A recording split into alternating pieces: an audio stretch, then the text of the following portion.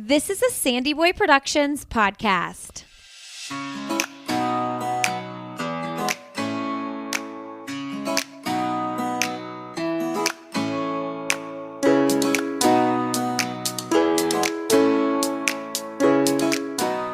Hey everybody, welcome to Why is Everyone Yelling with Lindsay Hine. I'm your host Lindsay, and I'm so happy to have you joining us today. So grateful you're here. This is a podcast that is for parents or anybody helping raise kids. I bring on experts and everyday parents in hopes that you can feel some community and encouragement and support in your day-to-day life. Today, we have a super fun guest on the show. You are listening to episode 68, and my guest is Shannon Battle.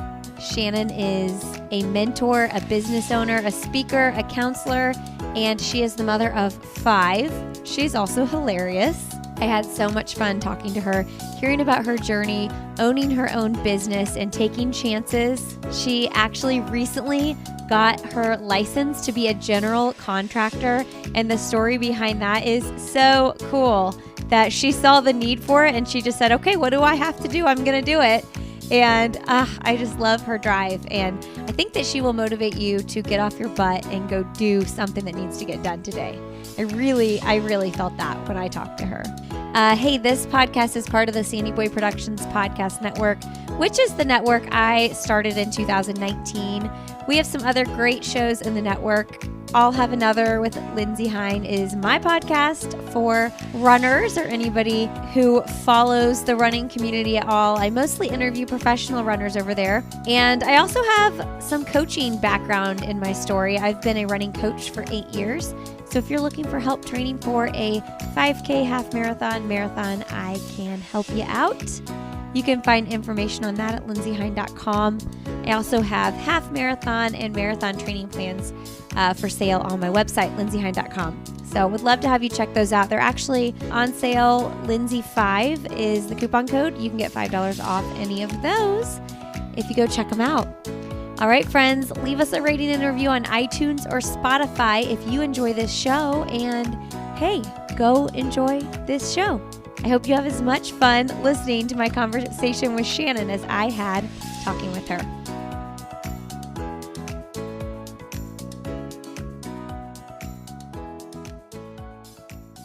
Today we're talking to Shannon Battle on Why is Everyone Yelling? Hi, Shannon. Hi, Lindsay. Hi, why is everyone yelling? Everybody listening, watching. What? Hey, what state are you in? Where are you in North Carolina? Yes, I'm a Southern girl. Okay, because I just moved to North Carolina. No! Yeah, in Raleigh. No, because that's where I want to move to. Where are you guys? So I'm from Fayetteville, which is near Fort Bragg, because my husband used to be prior military. And I wanted to leave Fayetteville. I said, you've got me, get out. I'm ready to move and everything. So about 18 years ago, he said, okay, we're going to move. He moved me to a town right outside of Fayetteville called Rayford. So I live in Rayford. How far is that from Raleigh? Like 45 minutes. Oh, you're close then. Yes, ma'am. Oh, my goodness. Well, that's exciting. I'm from Indiana, and we kind of randomly moved here, so. Wow, that was bold. It was bold. I mean, we've both lived in Indiana our whole lives, and my husband's job kind of moved us here, but it was also kind of like he can work from home, but this is a good excuse to try something new, and we wanted warmer weather, milder winters. So, although I'm looking out my window right now and it's snowing. That part. Yeah. I just news. I was like, oh, they getting snow. My daughter, she came in. She said, how about they're getting snow in the Raleigh area? And I was like, good for them, because I don't want it. No, but yesterday I went running and it was 70 degrees. So that storm really brought this in this morning. So tell us about your family. You have 5 kids. Oh, gosh, yes. I have 5 kids and I have 1 baby daddy. I've been married. Actually, tomorrow, the 4th, is our anniversary, and I will be celebrating 27 years of marriage. Oh, so congratulations. Thank you. I have, and we're both still alive. I mean, it's just amazing. I was like, oh, God, I hadn't killed you yet. So that's a good thing to celebrate. But our kids, our ages range from 26, I want to say, to 14. Okay. So 3 girls, 2 boys. tell me what it's like being in this like half out of the house, half still in the house phase of life. Girl, I say three-quarters in and then a fourth out because every time I think they gone, especially that oldest one, she come back with stuff. I mean, she got more stuff stockpiled in my house than I do. And so we cleared out one of the rooms the other day and we can't put anything in the room because it's all of her shoes. She sells shoes. So she has all of these shoes in there and then all of these clothes. I said, but you don't pay no rent here. And I'm getting confused and conflicted and everything. So it's a challenge because if you're gonna be in my house, you got to follow my rules and you got to listen to me. So I know I'm not supposed to be manager of your life anymore when you're grown, but until you officially marry bill, light bill, water bill, mortgage bill, all that, then you're gonna have to listen to mama. So I'm still trying to find out how to work that out. I imagine that's really challenging because it's like, my kids are still really young, but I already mourn when they leave just because I know it'll be a different phase of life, but also like you want your kids to go, like it's like what the natural thing to do, but then you probably also still want them around. So I imagine that's hard. No, ma'am. I don't want my kids nowhere. No, I'm ready for them to go. So when You they look crack at me me, up. so no, because like my oldest, she was like, Mom, she was like, you didn't parent me the same way you did Shannon, my 14-year-old.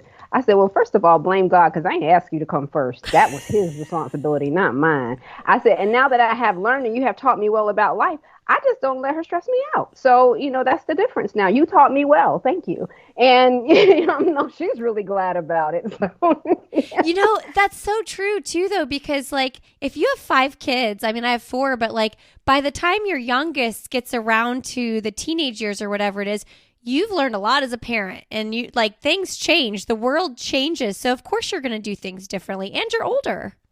Absolutely. And as they change, we have to recognize that we change too. So where I started as a teen mom. So what I did in my teenage years is totally different from what I'm doing in my 40s. I understand things a lot better. I just got a lot of life experiences. So my parenting should develop, and that's why I encourage, women who are going through this parenting thing, you're just be okay with making mistakes. You are going to get it wrong. You're going to get it wrong. You're going to get a lot of things wrong, but you're going to get a lot of things right as well. And as you grow up, it'll be like an aha, but it'll be like, looking back at your life, focus 2020 because you're looking back at it, but you just do it better going forward. And you just don't hold yourself hostage to things you could have done better. You just, keep doing your best moving forward. Okay, I'm so fascinated. You were a teen mom and you've been married 26 years. There's a lot to that. Yes. Oh my God. And both of us came, from brokenness. Both of my parents, they were great parents, but addiction ruled my home because they were addicts. And it was tough. I had to grow up very fast. And I graduated high school at 16. I went on to college, met my husband. He was in love. I was not in love, and I told him that. I'm like, look, first of all, I love me. You know what I'm saying?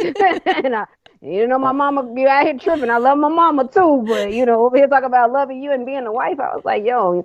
But then when I got pregnant, because we did things backwards, I got pregnant. And I was like, and he was getting ready to go to Korea because he was in the military. I was like, he's not leaving me here as a baby mama.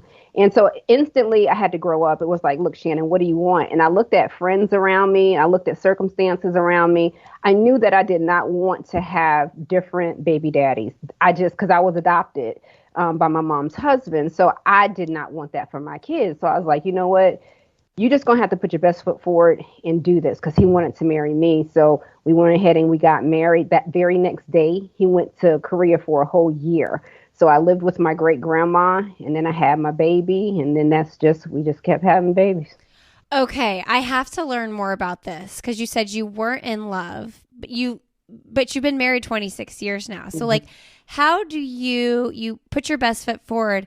How do you then like fall in love, or what does love mean now? Because you love each other and then you had 5 babies. So like, talk to me about that experience, because I do think too, there's so much choice in marriage, right? Like people leave marriages for really real reasons, but like there's so much choice in staying too when things get hard. So I just want to hear you talk about that because it seems like you know a lot.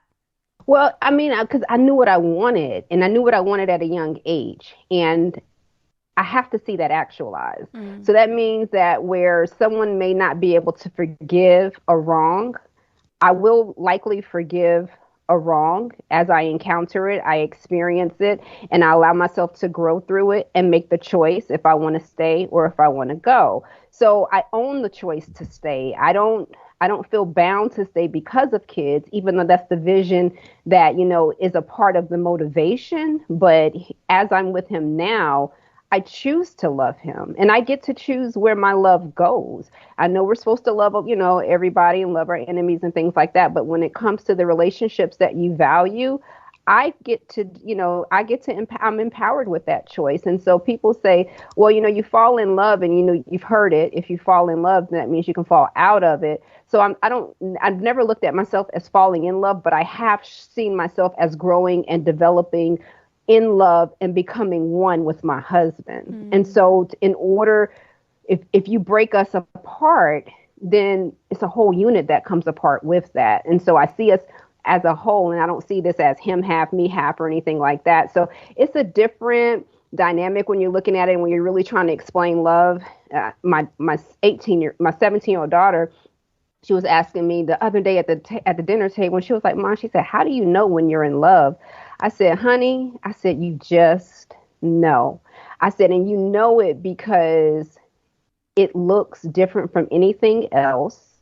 And you know that you don't want to do without it. You know that if you were on your dying bed, that would be the person that you would want with you. You know that if you went dead broke and had to live in a car, that you would want that person in that car living with you. You know that at the extreme weakness, vulnerability, and lowest point of your life, that's the person you want, riding with you. And my husband is that. He's my ride or die. You know what I'm saying? So even when he makes mistakes, I make mistakes, we just fight through it because we choose to be together. We choose to love each other. And I think that choice empowers the ability to be able to grow through whatever we have to, try to learn to conquer in our relationship. Wow. That's so good. I'm curious. My mom also had myself and my sisters really young. She was 19 when she had my older sister, and 21 when she had me. But she always says to me, she's like, I just did. Like, when, like we didn't have any money. Like, I was so young. I didn't have a lot of guidance. I just like did what I had to do when you guys were little. And now in 2021, there's just like so many resources and things to read and just everything in your face. And like, sometimes I mourn the simplicity of what she had.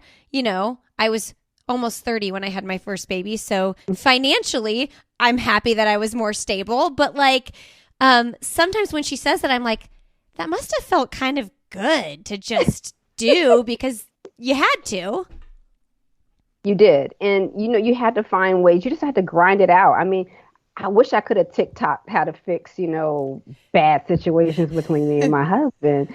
I wish I could do those things. But even when I look at that, so, when I'm talking to other women, I'm helping them, through challenges or men or whatever. And, I tell them that, your house is a culture in itself. It speaks its own language. It has its own vibe. I mean, somebody could walk into your house and be like, oh God, this house it just feels so warm. But everybody else knows it's just pure chaotic because mom not talking, dad not talking, kids are doing everything because it's a different culture. So, you come in and you have a different depiction because you're an outsider coming in. So then that's why, you really have to be cautious about what advice you really take on, what examples you're trying to model your relationship after. And you really have to figure out what works for you all at this stage in your marriage because marriage also goes through different development stages. I love that. You have your own culture inside your home. Mm-hmm. That's such a good way to think about it because, man, sometimes I show up at somebody else's house with my hot mess crew. Like, there's 4 little boys. Like, we're loud, we fight, and I'm like, it's so peaceful in this other home. Right. I'm like, are we crazy?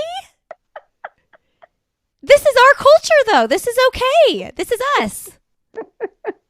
And it's funny because when my older kids come back, my 23-year-old, he's engaged and he lives in Charlotte, North Carolina.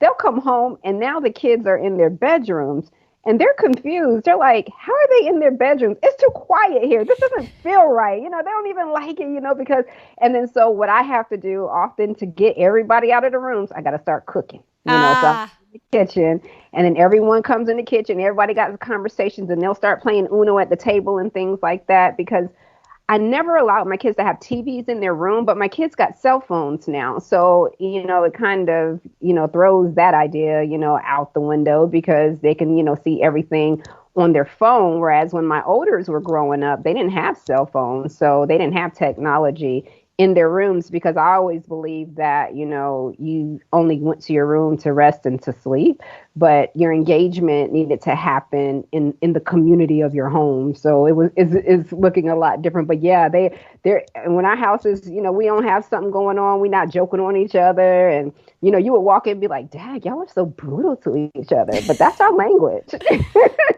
have you found that to be a struggle, like the technology now? Yes, Yeah. it is because you can't control everything. And, as moms, we want to be in control. And as much as, we say, "Oh, we know. No, we want to be in control." And so don't believe that lie for a woman telling you that because she's lying. But, and so I can't control everything. And then I can't hold myself hostage to what I can't control. So only thing I do is I talk to them. And if I find out these are the consequences Mm. and we work through it, together. And that's just the way I look at it now because it's like it goes from one end of the spectrum to the other because it can be very helpful in a lot of instances, but it can be very harmful. So you just got to be able to just work through it and monitor the phone. So don't be afraid to go through your kids' phones. My older teen, if I pay your bill, I go through your phone. Yeah. So that's just what it is. I love that. Tell us about your business. I can and your counseling services. I want to hear all about what you do professionally. Oh gosh. So There's you so would think much. yeah, girl, you would think I was like little cray cray over here because it's like when people like, "Oh, in our when we're doing things, it's like you got to have that one niche, Oh, that you totally. just do very well." I'm like, "Well, shoot, you should have told me that before I became a mama because I had to be a lot of things. I had to pull out teeth, so I had to be a dentist. Then I had to, make sure they got their teeth cleaned. Then I had to be a hygienist for the daggone dentist. Then, I'm just saying, you think about all the things you had to be, and like now, all of a sudden, when I get in this adult world, I got to have one niche. So, saying No, that thank you. Do it all. Do what you love. yeah, and I'm doing that. So my primary company is foster care counseling company. So I place kids who come into the system throughout the state of North Carolina. I've been doing that since 2011, so over 10 years now. And that started from I Can and Associates, which I started back in 2000. And that was where I owned residential treatment homes for at-risk adolescents. I opened that business when I was 22 years old. So I started since then, and I've been working for myself ever since. And then in between, I Can just started evolving and it became a movement. My husband, he has a clothing line, I Can, which is, I Can here. I love it. And it stands for I Can Achieve Now. And so he was motivated by this preacher named Billy Graham, and they were, looking at, he was like, "Dag, I wish you could really empower kids during Columbine High School shooting." And so when I saw what it was doing with him, it kind of like created some momentum in me. And then I just started going for different things. And then from there, I did TV. I had a TV show called The I Can Show. And then from there, I had a shoe store. And then from there, I started, what else did I do? Well, I can talk about now because I've done a lot of things. I'm not afraid to take a risk. And I'm not afraid of losing money because I know how to make money. So I will take the risk. And that's what a lot of people are scared to do, I think. It's so scary to start something new because there's a big financial investment. Right, right. And but it's money. And you have to learn what the purpose of money is. It's meant to grow, and it can't grow if you don't do anything with it. And it didn't grow very fast when it was sitting in my savings account. So I was like, okay, let me do something else here and let me try it. I'd rather, try it and then just, okay, well, find me a job if I have to do that. But thank God I never had to do that again. But Then I'm a licensed general contractor, so I have a construction company, and we build. And I'm building my son. He just qualified for 100% FHA loan financing to build his first multiplex, and I'm going to be his builder. So he's 18, and so I'm really grateful for that.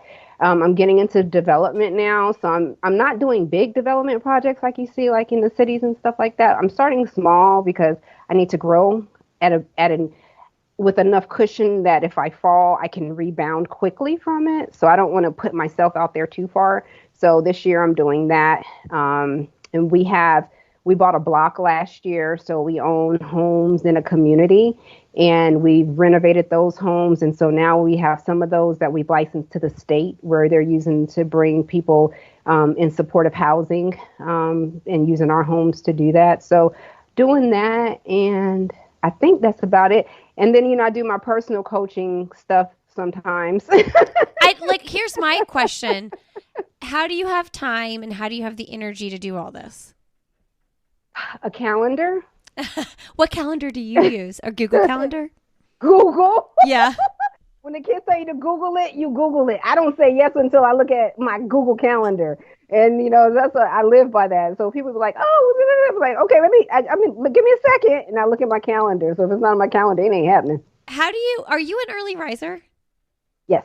I get up about 5 o'clock every morning. Okay. So I was thinking about this yesterday as I'm a runner and I was going for my run. And I was thinking I run to set an example for my kids, but also I do this so I have the energy to pour into my family, my business, all these things. What do you do to give yourself energy to show up in all these places that you need to show up? I'm not a runner, but I do like to jog. So I like to exercise, and I do that every day. That's why I get up so early. I like to be up before everybody else gets up, because as soon as one person is up, and if I hear you, it interrupts me. Mm-hmm. You know what I'm saying? Now I'm focused somewhere else. That time is over the second someone's up. Yeah, and I try to hurry up and get up before my husband starts to teach, because as soon as he gets up, he grabs the remote and he's watching the news. I'm not a news person. He's my news reporter. Mm. So since he's my news reporter, I let him do that, and then I just focus on just clearing my mind, just emptying out, and just letting my thoughts go free. I don't try to block thoughts, or even if I'm having a negative thought, I let myself to live through it. It's like, okay, where's this coming from? Why are you doing this? Don't fight it, just roll with it. So really learning to roll with resistance, even my own resistance, and just taking it day by day. So some days I don't exercise, but, I still take time for me. Hey friends, a quick break here. Are you looking for a legit vitamin for yourself or your kids? I have been taking Previnex vitamins for almost 2 years now. They are clean, they are effective, and you can even just get on an easy subscription plan so that you don't go a month or two without taking your daily vitamins.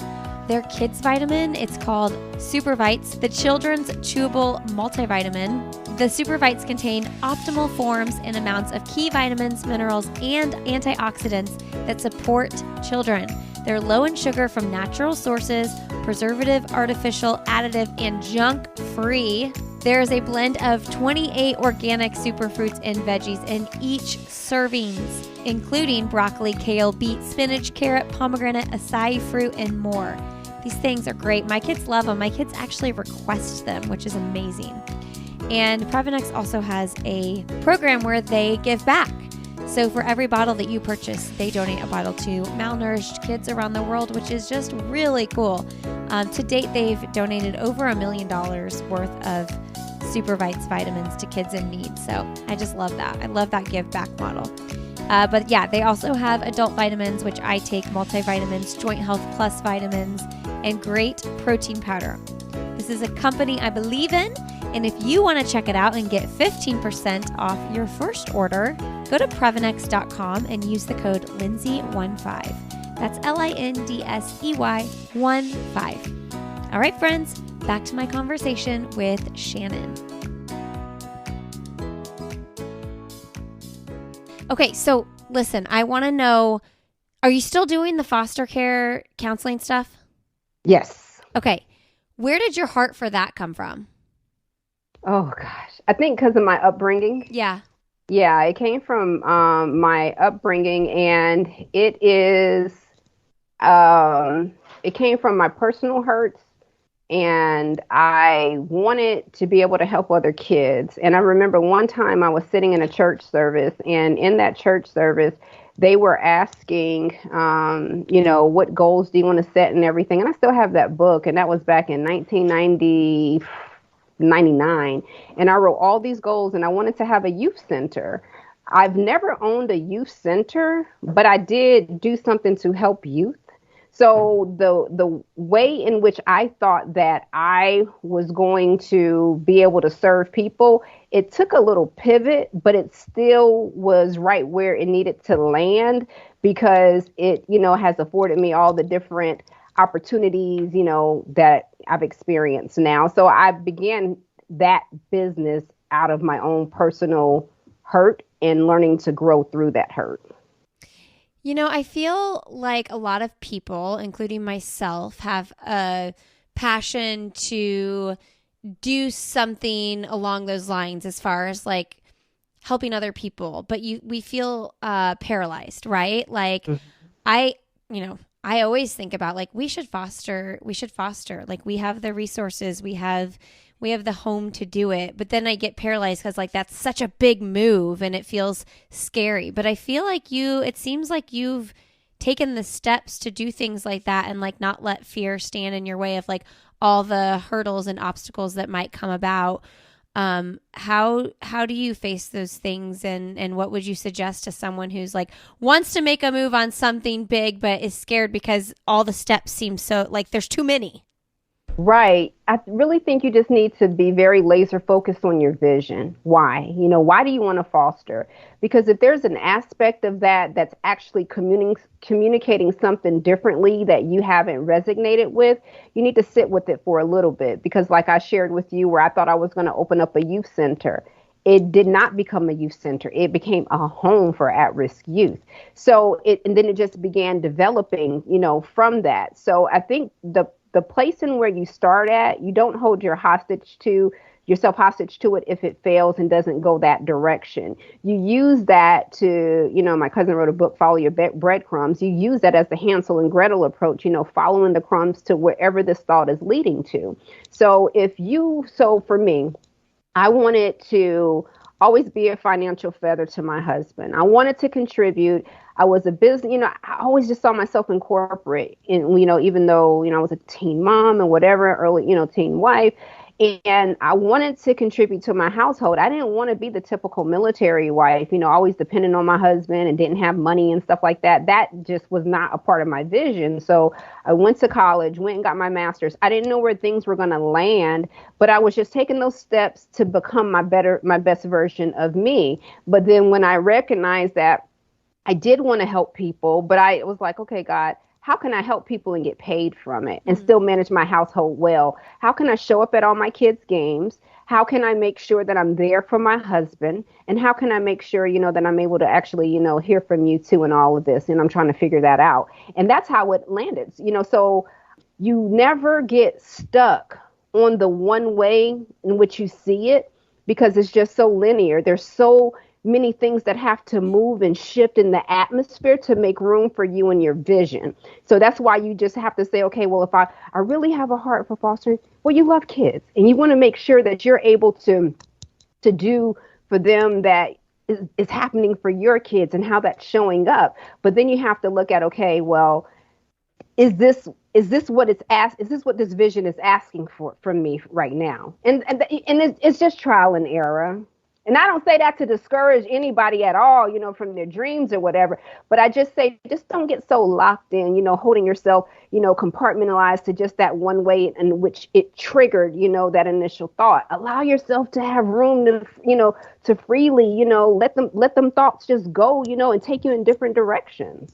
I cannot imagine doing all that with the little kids. Like, I don't know how you did it. Like, I can imagine. And talk to me about like what your husband was saying this whole time. Because I'm like a dreamer and my husband's a realist. And Yep. so sometimes that like is a struggle. Because I'm like, why not? And he's kind of like, because X, Y, and Z, and these numbers and these numbers. So, like, how do you balance that? Oh yeah, I'm in the Lindsay tribe. Yeah. So I have to show up. You know what I'm saying? Yeah. So he has to see it. Yeah. And my husband did not see it. But when he saw that first check when it came through, he said, "Baby, is this legal?" I said, "Yes." And then he was like, "Well, I think I'm gonna get out the military and help you." And I was like, "Well, come on," because I already knew that my husband was a realist. He was a provider, and I know I never had to worry. If that man had to get out and work 3 jobs to take care of us, he was going to make sure that we were taken care of because that man loves me and he loves his children. So I wasn't concerned about that. I just wanted him to, just make sure that he was comfortable in making, that decision. So when I did it, like how your mom told you, we didn't have all the resources back then, you figured it out. So what happens is all of this flooding of information that we're getting right now is like it's telling us that we're not ready and that we have to have certain things in place in order for it to work out with the best possible outcome. But nothing can predict the journey of your life. You know what I'm saying? You have a destiny to fulfill. You are, you're a remnant of heaven's blessing, just, born here on earth. So nobody can really say what, your success, formula is going to look like for you and your family. But one thing that we always say, like even now, because now I can hashtag it, we've always been team battle. So I found ways to incorporate my kids into my business because it became a family business. It wasn't just mom and dad. So when they had to come to one of the facilities and they had to wait hours for us, I had them maybe staple paperwork for me or do something to be included so they didn't feel like, they were, either being in the way, being an obstruction, or even being neglected as a result of us, having to make decisions that sometimes took our personal time so we could give it to the business. Is that group, is that still around? It's around today as an Airbnb. So my husband and I are now going into Airbnb. It's our first house. And he thinks he is just the interior designer. So he set the house and everything. So he's doing that today as we're speaking. So we plan on posting that, posting it in Airbnb, this week, hopefully. Oh, so it's going to go up live for the first time? Yeah, we're no longer doing the group homes anymore. So we're just sticking straight to foster care. That works for us. And, and it's lighter for us. You can pay people to manage, but it's a lot of responsibility. And now I'm at this stage in life, I just want to work smarter and not harder. We had an Airbnb. We had a carriage house in the back of our old home in Indianapolis. It was above our garage in the back, and we finished it and turned it into an Airbnb. We did it for 3 years, and it was a really cool experience. Oh, I was sad to leave that house. I mean, it was just, we bought a house that had a separate garage structure with a separate structure above it that we just had to finish for it. And I'm so thankful for the experience, but that was one of those things where I think my husband probably would have just sat around and been like, yeah, we could do that someday. And I was like, no, we are doing it. This is silly. It's just sitting there. Like, why would we not, One thing, Lindsay, you just have to understand, because sometimes it feels like our husbands can hold us back. And if you really trust who he is and knowing that he complements your weaknesses, then you are in the right marriage. You're in the right relationship, and you have to really learn to trust your husband. So everything now tells us as women, in society, you just go for it and, you just do what's on your heart and, you put you first. But at the end of the day, when we look at all it is, we're putting our kids above anything, and our husbands comes first. You know what I'm saying? So it depends on how you structure your home. If that's not the culture of your home, everybody doing what they, big and bad enough to do and want to do, y'all okay with that, and that works for you, then fine. But in my household, there's order. And, I have to consult with my husband on certain things. He has to consult with me on certain things. And I know it may seem, tribal or something like that, but it works for us. And so I can say it works because I'm married over here, 27 years later. Tell me about the contracting work. That's also like a big scary thing. Like for me, I love the idea of that, but like just taking it on, you're just like, I'm going to do this. Well, so Anytime. Okay, so I told you that, my family come first and everything. So does my money, because I'm like, I don't just do things for the fun of it because it has to make sense. Yeah. You need to be remunerated for, your worth and your time. And so my husband was doing concrete masonry work, and he was doing driveways, and he was doing retainer walls and things like that. But he was turning down jobs. So I started inquiring more. I'm like, why are you turning down that job? And he was like, because you got to have a general contractor if it's over $30,000. And I was like, Okay. well, what you got to do to be a general contractor? He was like, I don't know. I said, well, I'll go figure it out. So good. And so I did it. And then I went to a convention in Raleigh for where they have all these different, if you're a hub vendor, meaning historically underutilized business. And I encourage, every woman that's in business, definitely look at, some of the state opportunities so you can get, get some of these contracts. And I went to one of their conferences, and I met a former employee of mine, and he was doing dump trucks. And he was like, Miss Battle, I'm doing this now. I opened my business. And he was telling me, I was like, okay. He said, what y'all doing? I said, well, my husband want me to be a general contractor, but I don't know what to do. He was like, you can do it. And I was like, yeah, I can. And I said, how am I do it? And then he told me, gave me suggestions on what to do to get it done. I did it, and I passed the test on the first try, and I haven't looked back. And now it keeps opening into other things. And now I'm registered with our Employment Security Commission, and, getting people who are post-released felons. They're able to work for me because the one thing about the construction business, you can have a record and you can still be a general contractor. And so there are just certain things that people just don't know. They're just not educated on. And I want to be able to, I want to be able to employ people. I want people to Yes. be able to take care of their families. You know what I'm saying? And be able to push past their mistake and feel free to be, who they are today and not, be anchor to their past. I just want to be able to help people free from that. So that's why I'm doing that now. And so now I'm looking for the contracts, and the city called me today, are you interested in having a sit down meeting, about some projects that we have, is leading into other things. So do I know where the end goal is at? With all of the construction right now, I don't, because I'm still like in an incubation stage with it, but I'm gonna figure it out. That is so cool. Man, it is hard to get a job if you're coming out of prison. Yes. That is so cool that you now have the opportunity to provide that opportunity to people who have not really many options at all.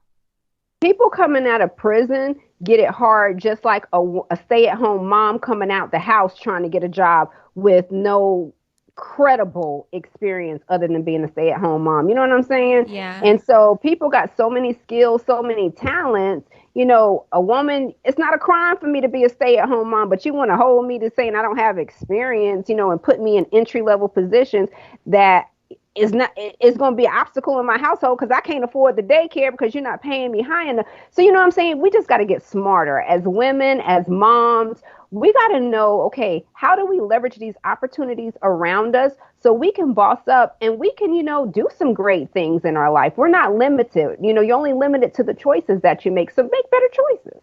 Yes. This is just too good. This is too good. Well, you've done so much, but what is something, and I know the contracting thing is still new to you, but what's something professionally or personally that you want to do that you haven't done yet?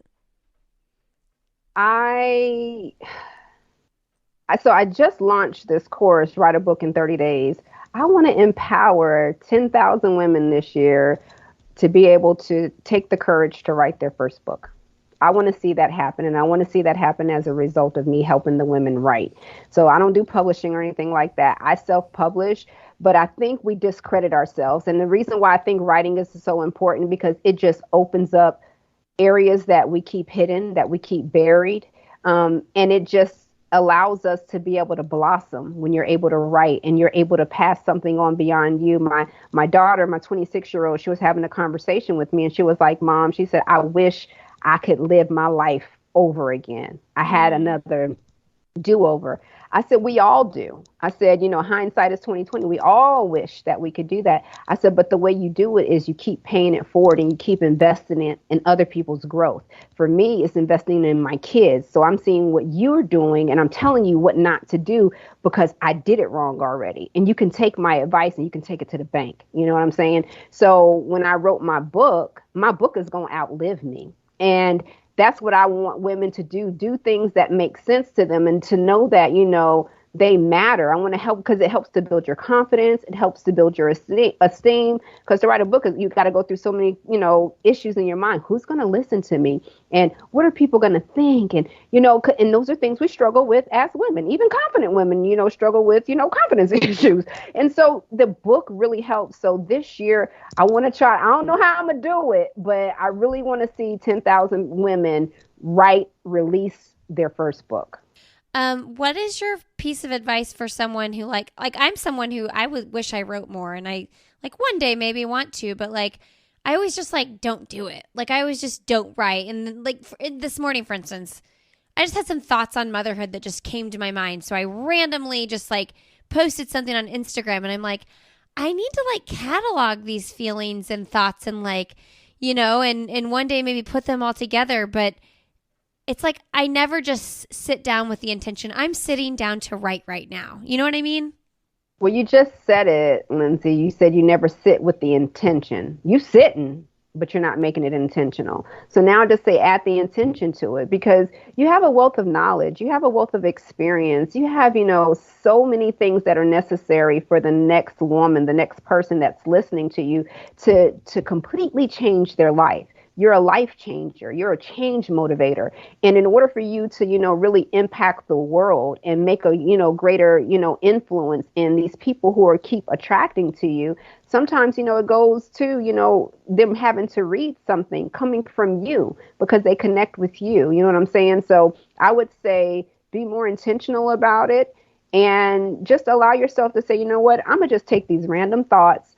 And you could create a positive random thought book. You would entitle it something. So keep posting every day like you're doing when they come up. And then write a little bit more about it. Explore a little bit more into it. Dive into it a little bit longer. And before you know it, you'll have you an easy 30, 35 pages and you can produce your first book. And you're going to kick yourself because you're going to be like, was it that easy?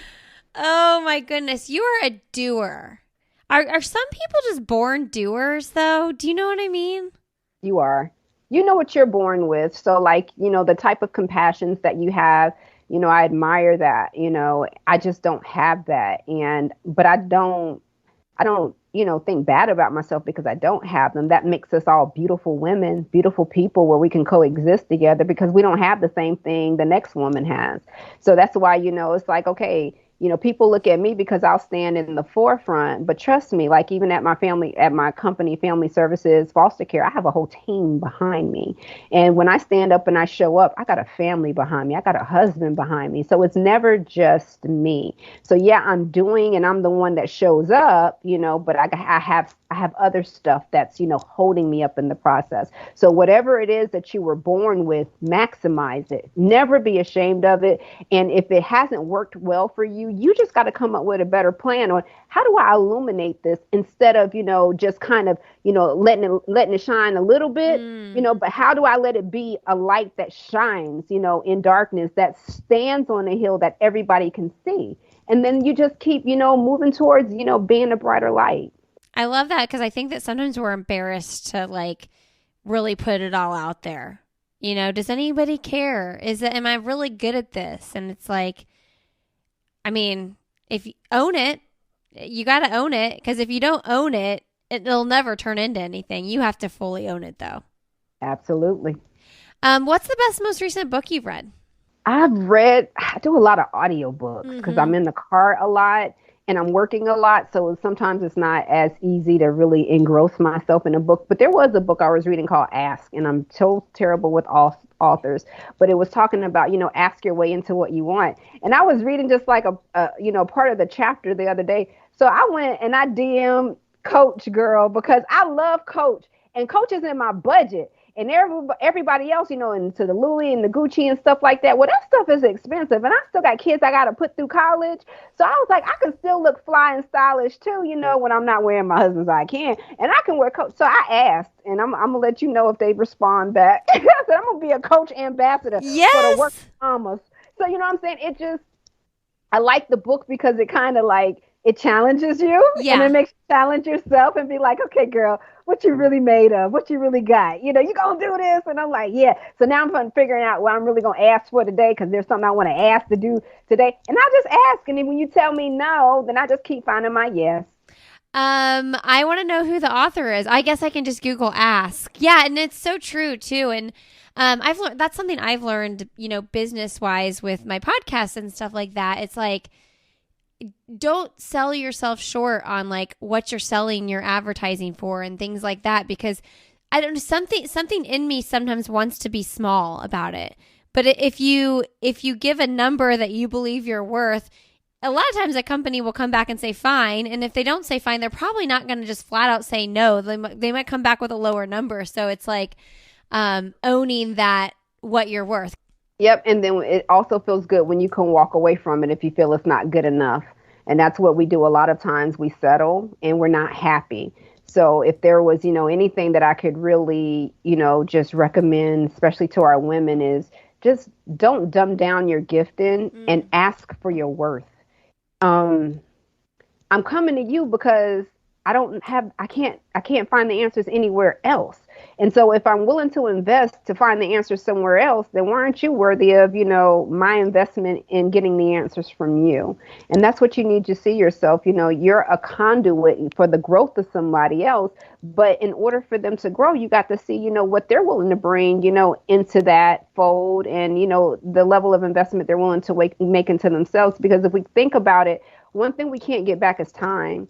And we spend a lot of time trying to help people who don't do nothing with the information that we provide them with. So it helped them feel better for the moment, but then it just took away time. I could have been, listening to what my kids had going on, you know what I'm saying? So I really am conscious about, my time. And if I am going to expend it with you, and it's not just good girlfriend talk or whatever, if you're messaging me talking about, oh, I heard this and I want to pick your brain, guess what? I divert you right to, my sign up sheet, and we'll work it from there. Oh, if I had $1 for every time someone asked me to pick my brain for podcast Girl, advice.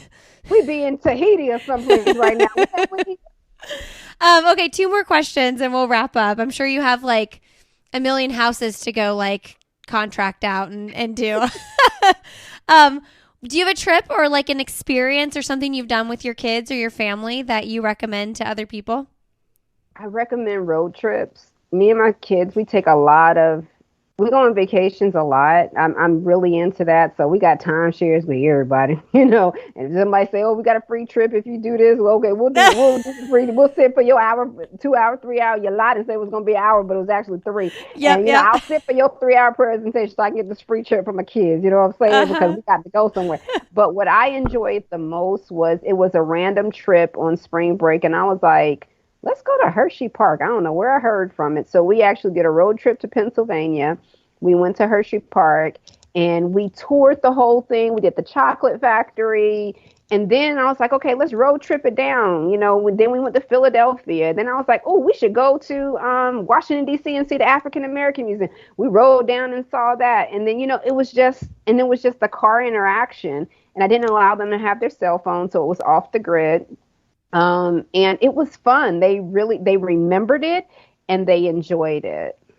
I love that. We have been practicing up with the car time with our kids lately. Like they have become, I am so proud of them, and it's not always easy, but I am so grateful that we've decided to do these long trips with them in the car, because they're learning to be patient and be together a lot.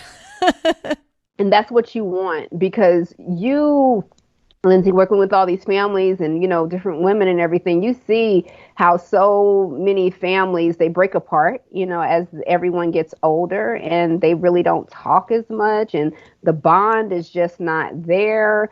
And it's like they just don't have a desire to come back together. You know what I'm saying? I don't want that for my kids. I let them be angry. I let them experience their emotions. But guess what? We don't go series of times without talking. So we got a family group chat. Everybody's always, interacting in the chat. Then they got their own sibling chat, because it's just important for me that they maintain close relationships with each other, because I'm not always going to be here. So I want them to know that the value of family is very important. I kind of wish I was your neighbor. I feel like you'd be a fun neighbor. Are you? And a fun mom. Girl, we turn up. Your husband be like, you get the tripping in the house. He gonna be like, over there, go to Shannon's house. And then you come, you get the tripping in the house. The kids be like, Mom, it seems like you need to go to Shannon's house. Go get in on that culture, because we're not feeling it here. Oh, that's good. I feel like you could understand our hot mess, though. You could handle the noise. With no judgment. Just be like, girl, we just talk louder over it, right? And then, it's like every time you tell them to shut up and be quiet, what they do, they amp it up. It's like, yo, you have put some respect on what I'm doing. Like, I was so waiting for my kids to run up the steps while we're doing this. Totally. Like, I told them. They don't respect that. It's just like, okay, Mom, you can do this big event and be like, yeah, I was just on a stage with, and, because I've shared stages with, some celebrities and stuff. I come back on this high, and then they come back, Mom, what you cooking? Yeah. You're no big thing anymore. You're still Mom. That's so good. Okay, Shannon, what's your last message to leave with our audience today? Trust the process. Trust the process. Take it all in. Just take it all in. The mistakes, the good things, because it's all necessary. It's all a part of your journey. It's all a part of your destiny. No one can do what you can do on this earth. So stop looking at who's doing things a certain way, and just own the way that you were given to do it. So if you're an introvert, then guess what? You find a way to be the best introvert that still makes a big impact and has a loud voice in this earth. You know what I'm saying? Don't use certain cliches and terms to inhibit your ability to maximize this, being this earthly being, but sent in heavenly form to do this great work here on this earth. Hey, everybody. Thanks for being here today. Thank you, Shannon, for coming on the show. You can find Shannon on Instagram and check out all she is doing. This is such an appropriate Instagram handle for her. It is ICanLady. You can find me personally on Instagram. I'm Lindsay Hine 626 over there. We'd also love to connect with you on our Why Is Everyone Yelling page, which is just Why Is Everyone Yelling. And we have a great Facebook group over there as well on Facebook. And lots of great conversation over there if you just go to Why Is Everyone Yelling. You can learn more about this podcast network, Sandy Boy Productions, when you go to sandyboyproductions.com. And if you want to be added to our mailing list, our email list, head over to the website, sandyboyproductions.com, and click on the Why Is Everyone Yelling tab. And a little pop-up will come up, and you can just enter in your email. So you can get these show notes delivered to your inbox every single week. So you don't miss, like when you hear a book recommended that you want to write down, but you're out doing something, you can get those delivered to your inbox once a week. We have a great episode coming up next week. I don't know if you're already following the Instagram Moms of Bigs, but Esther is the writer behind that handle, and she has 3 grown children and has some really great things to say and some encouragement to us for next week's episode. So don't miss it. All right. Have a really great rest of your week, and we will see you next week on Why Is Everyone Yelling?